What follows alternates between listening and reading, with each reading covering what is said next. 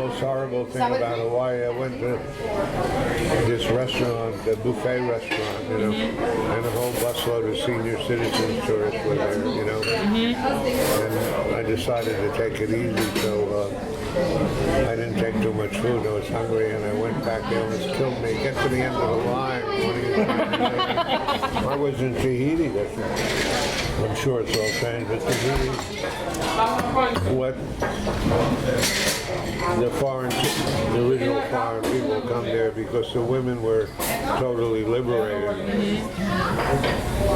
The Tahitian, when the girl's 12 years old, her family expects her to get a boyfriend. But they don't get married. Yeah. Get out of this house. You're 13 years old. You're still a virgin. How can we face the neighbors? But the women completely choose every, pickers and choosers there. And only when they plan to have a baby do a couple stay together for some time. You know. And they'll kill each other if they find out somebody cheats on them.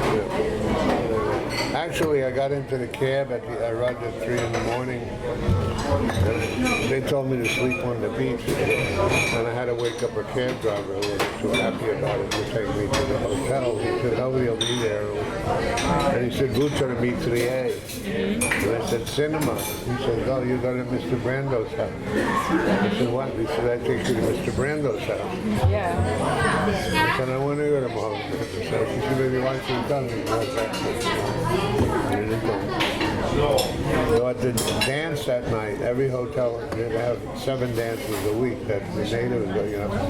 I'm dancing with this Tahitian woman who turns out to be Teresa, the girl from his wife. Yeah. Oh, yeah. And she said, you're the guy that didn't come over the house. Well, I met him before, but she said, he's very bored. So he told the cab drivers to bring anybody interesting.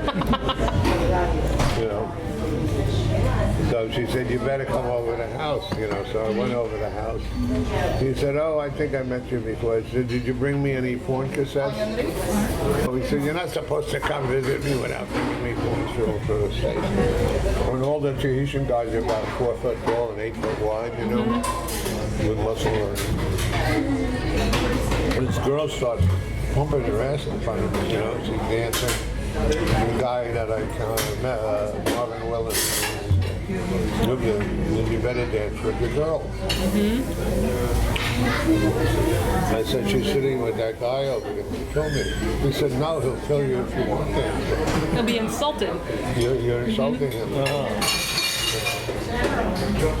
So, dance with her. And she said, that. So she's singing with us. He said, that's okay. If she wants to stay with you, it's perfectly okay. And I talked to Americans that were working at Tahitians are not very after work, but a lot of college students are willing to give them.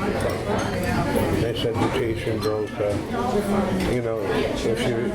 it's horrible to have one of the girlfriends because they're completely in charge of you, if they come over to the shop in the day and you have to go and have sex with them. You see a lot of naked French women, but you don't see, on the main island, you don't see any Tahitian girls. But all the French girls are topless. I was very naive because there was a cute teenage American girl. She kept on coming over to my bungalow. And then I finally figured out 10 years later what she wanted, I disappointed her.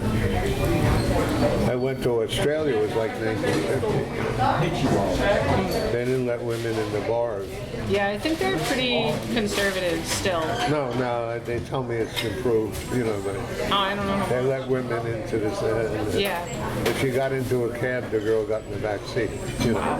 Yeah, that's extreme. Walked behind you, Wow. And they had cozies, if you went to a bar, the women had to go around their own place, It was a big city, and I was there in the 60s.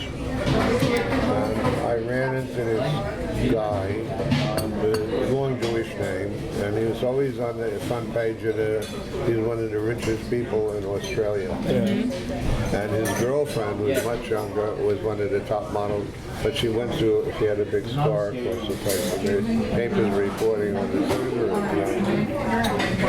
Well, start off earlier. I met him. I was staying in Frank Sinatra's suite at the hotel.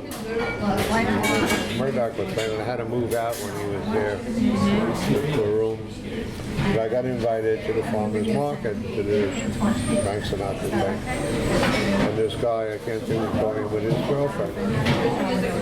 You know, I got there late. Barbara Marx, his wife, was there, and she was 70 or 80 years old wearing a see-through dress, and she looked terrific. I talked to her. She was counting now.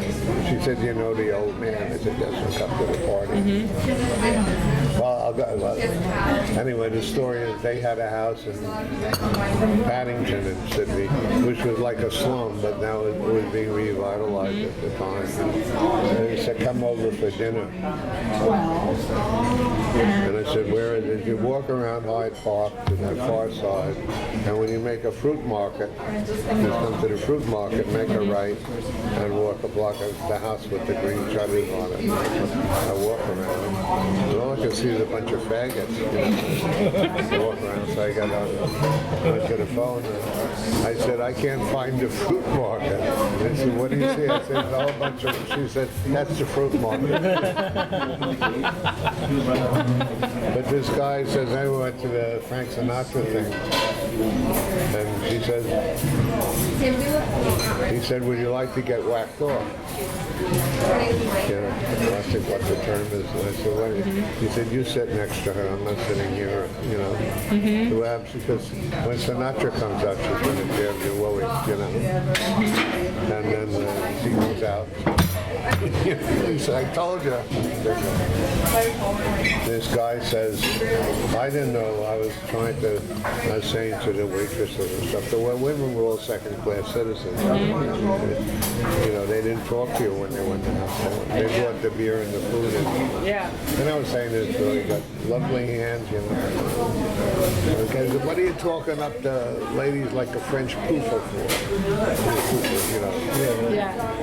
And so one day he says, "No, my wife's friend Eileen is really hot for you. So we're going over the house. We're going to play rugby, and then we're going to go for a bar, you know, and barbecue, you know. And she's driving you home. You know, I was getting the car. She drives the car. She said, "I live over there." You know, it's great. I said, "You want to come back to the one of the circle thing?" No, nothing happened. He said, "What happened?" She told her roommate to leave and everything. And I said, "I don't know." She said, "I live over there." He said, "Well, did you say you wanted to fuck her?" I said, "What do you mean?" He said, "Well, you pussyfoot around." You know, she didn't know what you were talking about. You know, I had a New Zealand housekeeper on the floor. Believe me, she was not really attractive, about 8 foot tall. So she said, "Can I put down the couple of, do you want anything from room service?" And, "Yeah, I'd like to fuck you." She said, "I have to leave the door open to you." I'm so, you know. So I went wild, you know, in the morning, and Mrs. Evil's niece was evil found out. "Good morning, Mr. Reed," you know.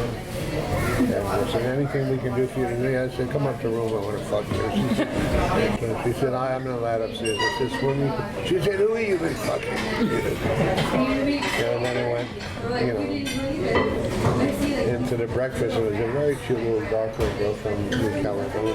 "You know what I like to do? I like to fuck you." You know, she said, "I'm not allowed upstairs." I said, "Swimming pool elevator." She said, "You bad boy." So I found out the clue. That's what the romance in Australia was. They told me Australian romance. You see a girl you like, you know, and you wait till Australian rules football is on, which, you know, it's just a weird game. And you knock on her door, and you say, "I like to watch Australian rules with your dad," you know. And you go in, and it's on Thursday or Friday nights, you know. So then you start going every Thursday and Friday, and you drink beer with her dad and watch Australian rules, you know. And then when the season is over, the pop says to you, You know? Well, you didn't come over here. You came over to see my Sheila anyway, you know. And now that the rules is off, you know, we go out on Thursday and Friday. So you might as well talk, you know, so you go over and see the girl twice a week, you know. And finally, when she's pregnant, you know, she tells her mother, don't tell Dad, but I'm knocked up. He's been that nice young man who watches the rules when you're, you know, the dad got a temper, you know, so we're going to the cinema show, you know, and they walk out, and you're there with the girl, and they get about 2 blocks away, and the mother tells her father, he said, my mate knocked up my daughter, you know, and he runs back to the house and drags you out in the street. He said, I want to tell everybody in the neighborhood this guy fucked my daughter, you know. And then you say, I'm going to marry her. Oh, that's different. He said, that's an Australian romance. I have a friend that's very rich. My former landlord was nice. But she sold the apartment. Her son used to stay in the apartment. And she's from the, remember the movie Shine? Yes. Yeah. Okay. Yeah. You know the nurse he married? That was Gillian Helgoff. David Helgoff was the guy in Shine. And she made millions of dollars in Australia. She bought 100 apartments, including mine. Yeah. And I got friendly with her. You know. And of course, David is still nuts. I mean, he played Carnegie Hall. They said this guy's still nuts. He can't play the piano. You know. Anyway, I became friendly with her and her friends. So I have people coming in for Australia. They take me out for dinner. Places I missed them. I only saw one Aborigine. You know. I didn't see. I saw a kangaroo in the zoo. I was there in the winter, which is their summer. You know, July, August, September, and everything. So that's freezing. I said, what are you freezing? It's like 60. You know, it's like 70 degrees. You know.